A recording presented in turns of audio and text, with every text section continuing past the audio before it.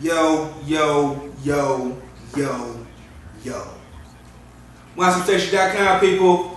Chad Money in the building as usual. Got the big homie Frigid Giant in the building with me. What's up? Man, what's good, bro? I'm chilling, man. How you doing? Excellent, excellent. Good to meet you. No doubt. Same. Couldn't complain if I wanted to, right? Good. Go ahead, right on top. Go ahead, talk to the people. Let them know, anywhere they can find you. Any of the music links, any business that's going on. Go ahead and shoot. Frigid Giant, Facebook.com/Frigid Giant, Twitter @FrigidGiant, Instagram Frigid_Giant, FrigidGiant.bandcamp.com, DTR45.com, BulletNationOriginals.tumblr.org. That's the main blog. That's what I usually put a lot of stuff on. Gotcha. SoundCloud, same. It's all. Google me. You know what I mean? I got tons of content. Google me. Google Come me. on, man. What's the Deep Thicker partnership? How long has that been going on for? I've been with DTR for about a year and a half now. Okay. I used to intern for them like back in like '08. So, but yeah, I always kept in contact with them, built with them, and we struck a partnership in late 2012. Gotcha. Now, what's on the plate right now for the people? What can they see coming up in the next little bit? Shows, events, music, videos, anything. Yeah. Well, if people are paying attention, I just dropped a video for Shuma Gorath. It's the first single from my new album called "From My Cold Dead Hands." Okay. It's a third full-length album and a fourth project I dropped in 2 years. Okay. And then I got the release party coming up May 10th at DBGB's, and then the album will be for sale digitally on May 13th at FrigidGiant.bandcamp.com. Gotcha. Now you said this is your third album. Yeah. What's the what's the growth? What's the progression? Where do you see that you've grown? From the first time, and even before the first album was all the way done.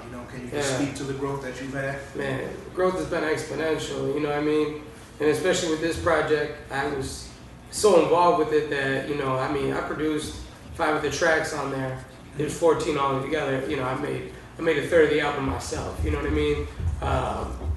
It was more hands-on than anything I've done before. As far as growth, it hurts to listen to like my first album. You know what I mean? I don't want to listen to that shit. You know what I mean? Right. And I feel bad, because you make your album, you're all excited. You're like, oh man, I got this album. I'm gonna press up 1,000 copies, and you have your party or whatever. You sell like 200 maybe. Come on. You might do some shows. You might sell a couple more.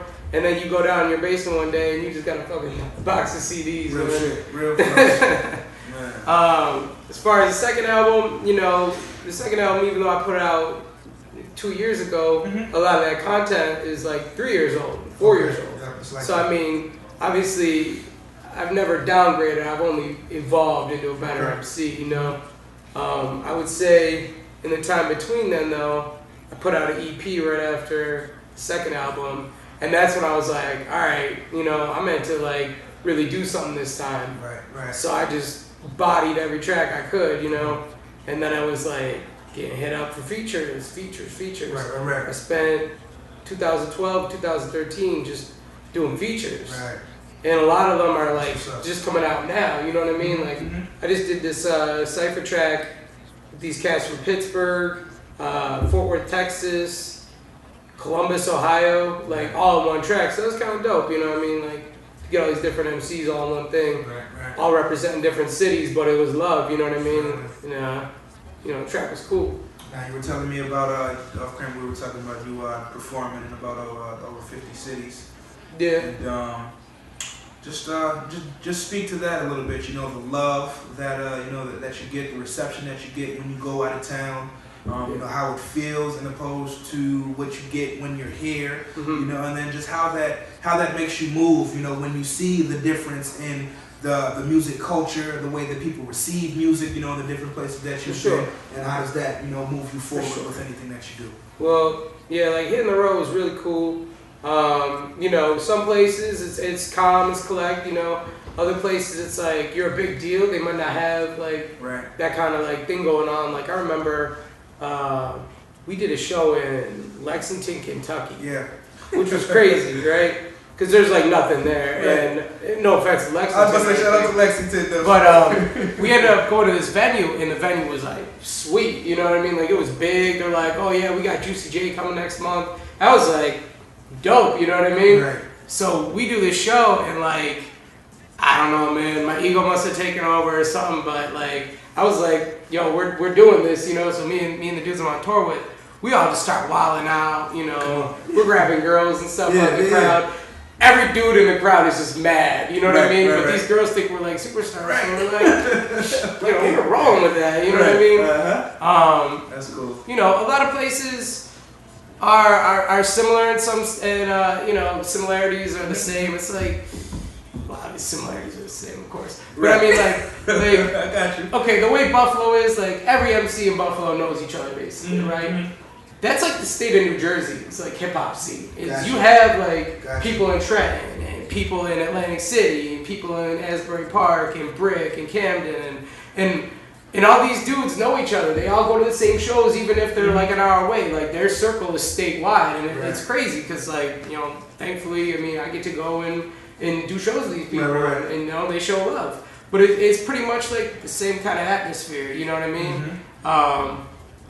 Some places are different, man. Like, I got to play at New Yorican Poets Cafe last October. Right. And, you know, shit, I kind of stage dived, like, and it's not a stage diving venue. It's like a quiet, like, go there and do your thing or whatever, you know what I mean? I was like, man, that's boring. So I, you know, jumping from, like, seat to seat. Right. So, you know, I got to get the people involved, you know? Gotcha. I'm lucky, too, like, my homies from, like, Brooklyn and, like, Queens and Manhattan, like, they know when I'm doing a show, like, they wild out, you know what I mean? They start mosh pits. Right. Come and, on, like, when you got that going, it's dope, you know what I mean? How do you not give a good show when you got that, you know what I mean? I dig that. Now, what's the biggest bullshit that you had to go through or just had to deal with, you know, in being on the road? I don't think we got enough time for that. Yeah. Sleeping in your car. Right. That always sucks. Sleeping in your car with other people. Dealing with other people's everything. Yeah, like some people, you know, like aren't always the cleanest, or wear underwear, or stop to not drink. Like, you know what I mean? Like, you know, when in Rome, I suppose, but, man, yo, I suppose. Shins, Foley, like, yeah. I'm pointing at you directly. If you're watching this, love, but y'all almost killed me, and you know what I'm talking about. No doubt. As far as other bullshit, man, not getting paid, shitty turnouts, shitty promotion. I don't really want to complain though, because I can't say, you know what I mean, like I would not do any of that. But definitely there's been times, man, where you're driving for hours and you get there and you do the show, and even if there's a lot of people there, well, we got like 10 X on the bill, so we're chopping everyone out equally, and you get like $10 and like 2 drink tickets, and you're just like, word. That was, yeah. And like you try to think that you're somebody, you know what I mean? Like you're on the road, you hustled, you know, you put that show together or whatever, and then you know, you get there and it's like, well, bro, I don't even have gas money to get to the next city. So what are we doing here, man? Coming out of pocket or what? Yeah. You know what I mean?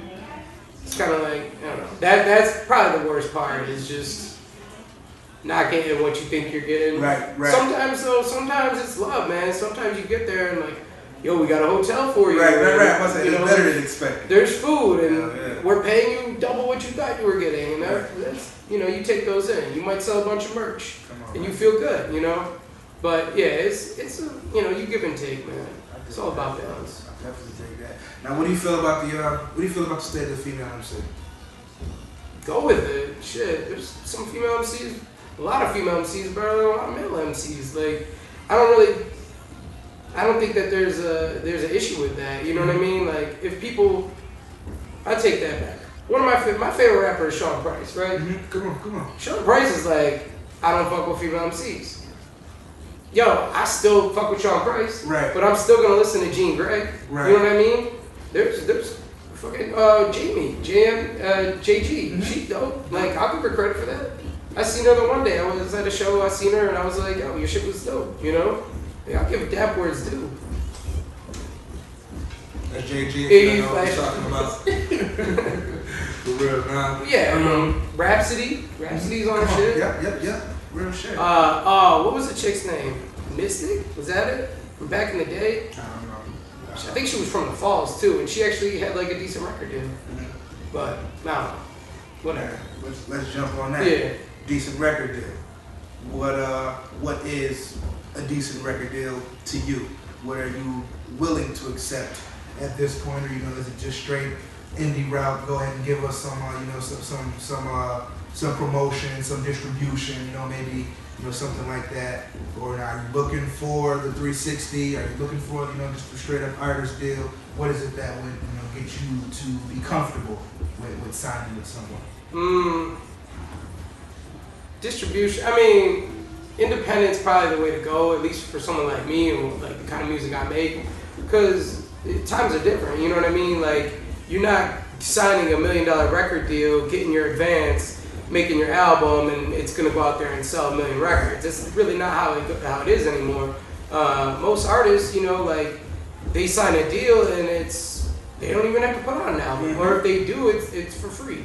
So I mean, I'd rather give out a free album and get my name out there and get the word out and have people actually know my music because they were able to download it for free. And odds are they're probably gonna do it anyways.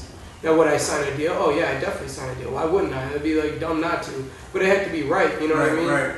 The money's got to be right. Like the plan has got to be there in place. Like, don't just sign a random contract and get robbed. You know what I mean? Like, have control over your music. Have the rights to it. Have your publishing rights and access. Like, if you don't have that all set up right now, I mean, you're kind of way behind the curve. I mean, like, this is stuff that I've been in control of since I was 19. Come on. Like, and it's cats like me that gotta like let the youth know that, you know what I mean? Because that's how I learned, you know?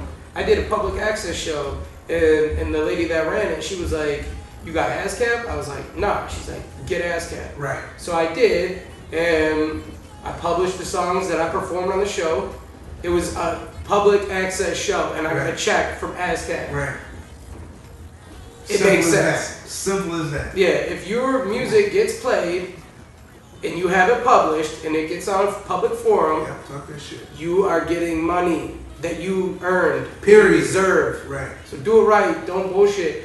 I like, even with this album, I hit up people. I'm like, "Yo, you got publishing? You got publishing?" They're like, "Come on." "No." I'm like, "All right, well, it's mine." Like, and I mean, it's love. You know what I mean? And I mean, the chances of me selling it are slim, but if it does happen, I'm not gonna be stupid and not have that. You know.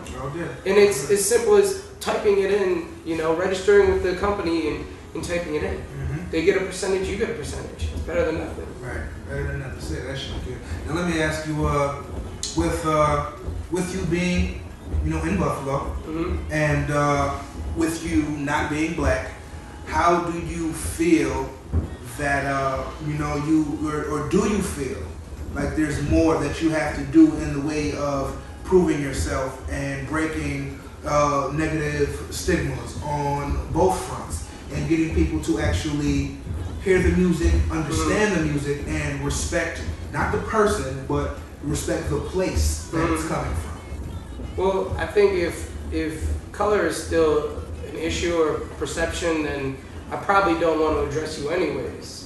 You know what I mean? And I've dealt with that, But here's the thing too, is that my dad's Puerto Rican. Come on. So, I mean, when I'm with my black friends, they you're a person of color. When I'm with my white friends, they're like, you're white. You know what I mean? It's like, what am I? You know what I mean? Right. Like, you tell me what I am. You know what I mean? Yeah. Like, if that bridge is really there and you have to argue with it, then you probably, shit, there's shitty black MCs, there's shitty white MCs, there's shitty Asian MCs. You know what I mean? Like, shittiness does not cross boundaries. Like, say that, like, you're either good or you're not. So I mean, if most people that hear my music don't even think it's coming from me anyways. Right. So I wouldn't say that there's an issue. I mean, yeah, that definitely comes up, but I haven't had an issue with that in years. I mean, but I also, work on my craft. So usually when I do a performance or something, I get a better response from black people than I do white people. Right. So fuck it. I mean, take it as it is. I dig it. What's the show love like? You know, how crazy do they get? You know, whether it's 10 people or 1,000 people. You know, Depends on what I'm giving them. You know what I mean? Mm-hmm. But yeah, it's definitely back and forth. I mean, I definitely give it all I got. You know, as far as like just going crazy. I mean, I used to. Man, I did a show in Nashville, bro. We pretty much got down to like our underwear, and we're like, we got the crowd half naked. Right. So if you can do that, I think you have pretty good control of the crowd. I dig it. You know, shit happens. Now, how often do you just, you know, get the impulse of, you know, something's going on? Maybe you're fucking, you know, you're sitting at the park. Maybe you just might be eating a slice of pizza, and boom, it's ended. You gotta go record. How often does that happen? And when that does happen, how great is whatever you create that comes from that? Mm-hmm. Well, right now, that's more or less, I'm on the producing side right now, but when it comes to writing, man, I have bars in my head nonstop. When I'm sleeping, like you said, like at the park, man, yeah, I always try to get down like that. A lot of times, too, I won't even write a full verse. I'll just have like this line I want to say and this line I want to say, and then I'll kind of just put them all together somehow. You know what I mean? Like there was for a while I wasn't writing at all and still making like verses. Like that this joint breakdown that I did, that cipher joint. I did that when I took a shit. I'm dead serious. I wrote it while I took a shit in my head, and then I remember I recorded it. And I sent it to the dude, and I never heard it for like a year. And the dude that made the beat for it, he's like, yo, your verse is so dope. He's like, that's one of my favorite verses. I'm like, I don't remember it, because I did my business, then I did my business. And, you know, that was it. Right. Sorry to disgust everybody. Oh, man, shit. But he asked me, where you at? I'm like, you know, some people read books, some people write hooks. Shit. Now, what don't they know about you? I mean, of course, don't give it all up. But I mean, what would they know? Maybe you maybe there's a thing called the statute of limitations, my friend. Well, shit. No, you know, I'm on the business side. I'm on every side. Like, I'm the one doing the graphics. I'm producing now. Like, I'm doing my music. I'm mixing. I'm engineering like everything, and then we got the whole Pollination movement, me and my homie Pesco. Yeah. So, I mean, we got videos too. Like, when you see that bear logo, that's us. It's just me and him. Like, you know. Where did the name inspiration come from? The name inspiration for Frigid Giant? Oh man, that's old. Yeah. My rap name used to be Philosophy, and I thought the shit was corny, and I made a track called Frigid Giant years ago, and in my circle of friends at the time, like that was like the song that they liked, you know what I mean? So like word got around, and it was just like, yo, why don't you just call yourself Frigid Giant? Come on. And then I was doing some artwork, if you could say that. Yeah. And that used to be like my little character. Gotcha. So what do you mean, kind of like evolved. tagging and shit? Yeah. So like it kind of evolved from there. Yeah. So that's how it came to be, and I just pretty much accepted that. And man, I remember being in school and my teacher seeing my shit, and she was like, "That's what's gonna make you rich." Come on. Yeah. And I was like, yeah, okay. That's coming from art director too. Right. So I was like, stick with it, you know what I mean? But I don't even really rock the character no more. Like once in a while I throw them out, but Gotcha. you know. Gotcha. Now,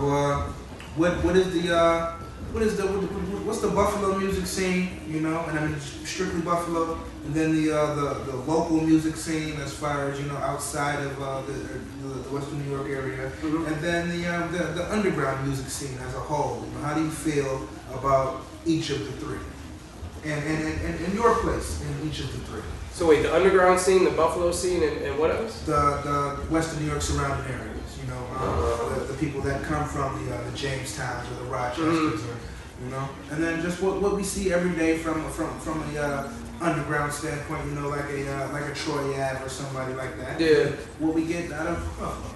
Well, I mean, I think Buffalo's got talent. I think the only thing Buffalo's really doing that they shouldn't be doing is like hating on each other, but there's a lot of cats working with each other too. So I mean, they should only be pushing themselves up. As far as surrounding areas, man, I don't know any rappers from Jamestown.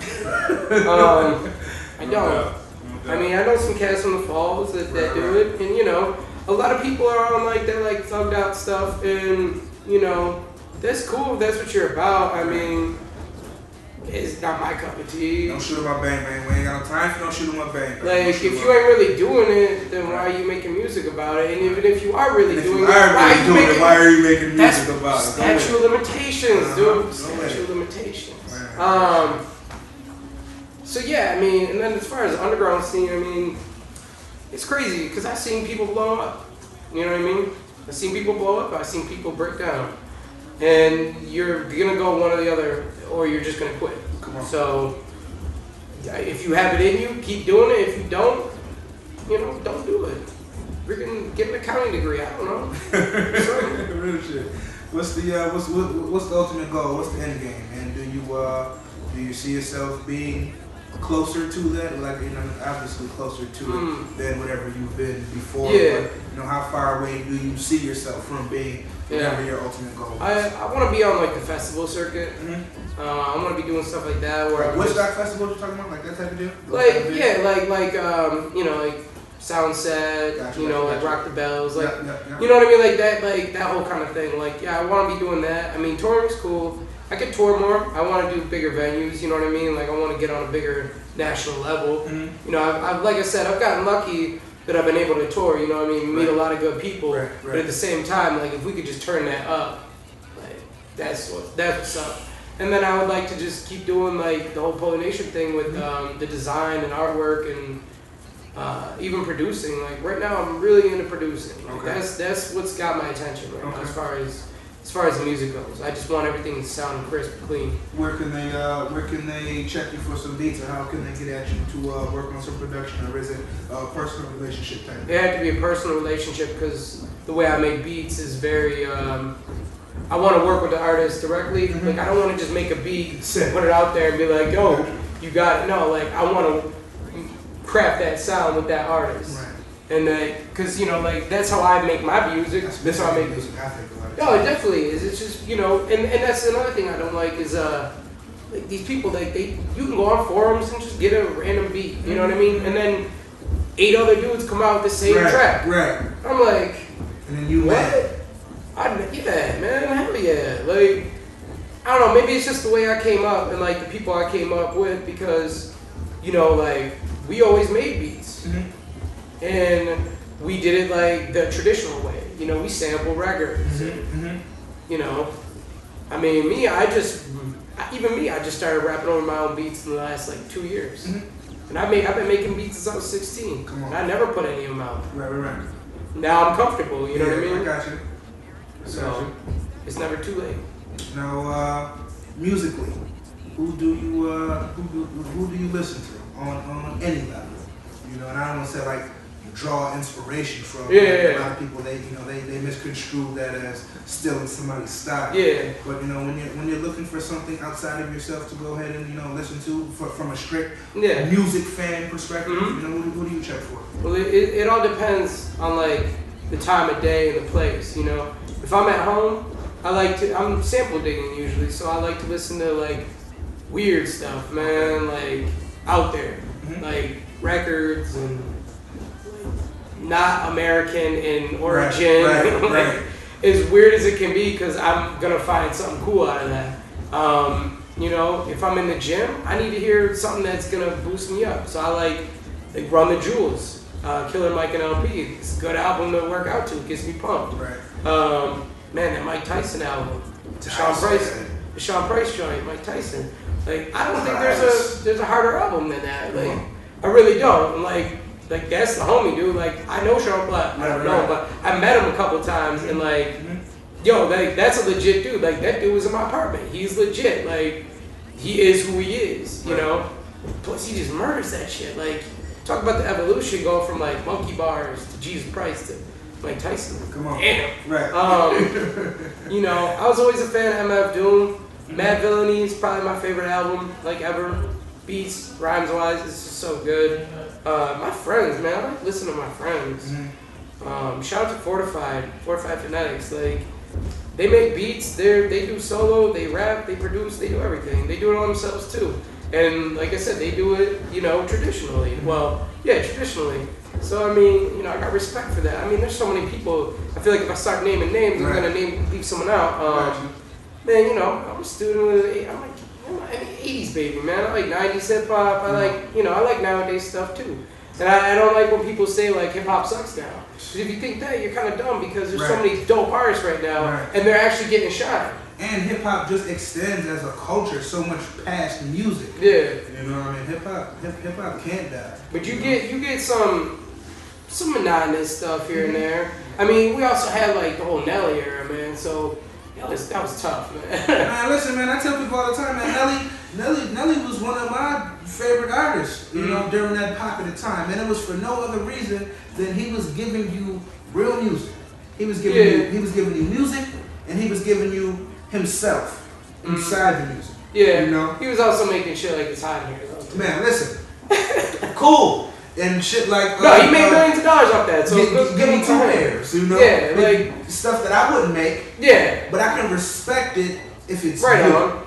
Fair enough. At the same time, I gotta say too, though, that was dope about that time was like early 2000s. Is you had like this really, really, really mainstream hip hop, like your Ja Rules and stuff, like just corny shit. Right. But the underground at the time was just like exploding. So for every like subpar Ja Rule album that no one would listen to nowadays, you got, a Deltron 3030, or you have Operation Doomsday. And these are classic albums, you know what I mean? Right. So for every this album it's gotta be good because he sold 2 million copies, and this album's gotta be bad because it sold like 2 copies. But that's not always the case. Come on. What this album is a classic, this album was commercial and right. You know what I mean? Right. I mean, don't get me wrong though, there was some fire stuff out there too, like shit. Power of the Dollar was dope. Even Power of the Dollar. the Guess Who's Back compilation. Killer, man. Cameron. Yes. Cameron was rapping some heat, man. Confessions of Fire, SDE, all that back then. Come with, or what was it? Come Home With Me. My favorite though is probably Purple Haze. Yeah. Purple Haze was Still got that on the iPod I still got that in my car, man. Yeah. It bumps, you know what I mean? But yeah, so it's weird how music works, man. If you get caught up into it, like, you're gonna hate yourself. Right. I think the best thing I could say is to just do you know. Do you work feel on your record sales and what have you? Do you feel like that? I don't really want to say like makes the artist or validates the artist, but do you feel that there is still an importance on record sales and your standing? In I guess whatever echelon it would be, based on record sales. I would say so. Yeah, it definitely does. I mean, but the other thing is too is say you're an artist and you sell even nowadays 500,000 is that's gold, and that's artists are striving for that. Right, so that's great for these times. Back in the early 2000s, like when all of us started getting into it, it was like, man, this dude just sold 4 million copies. Like, ain't nobody doing those numbers anymore. So even if you do sell 500 million, guess how much your record label's taking? Guess how much the budget of your album was? Right. So does it validate you? Yes, definitely does. But do you need it to be validated? No, you don't. Real shit. Now before we go ahead and close up and get out of here, just go ahead and shoot them your links. Any direct contact information, booking information.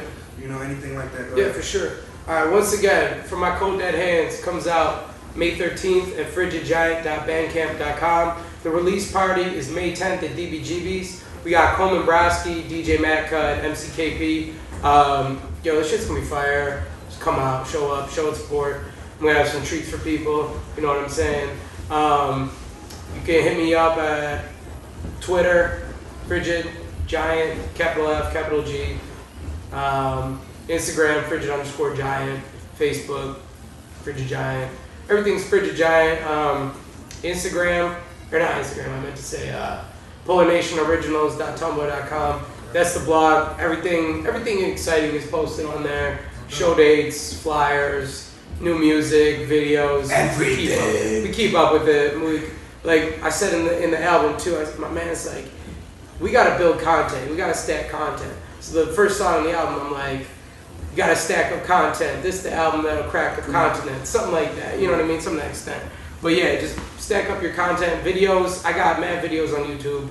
So just look them up, Frigid Giant. Google me. That's all it is. Simple as that. You'll see the shit. There's interviews. I got a lot of shit on the web.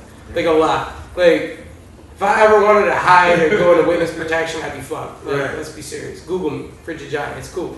You know. So yeah, thank you, man. I appreciate it. Oh man, thank you. All love, baby. MySubstation.com, people. Substation Live. That's Frigid Giant in the building with me. It's Chad Money. Until next time, man. We out here.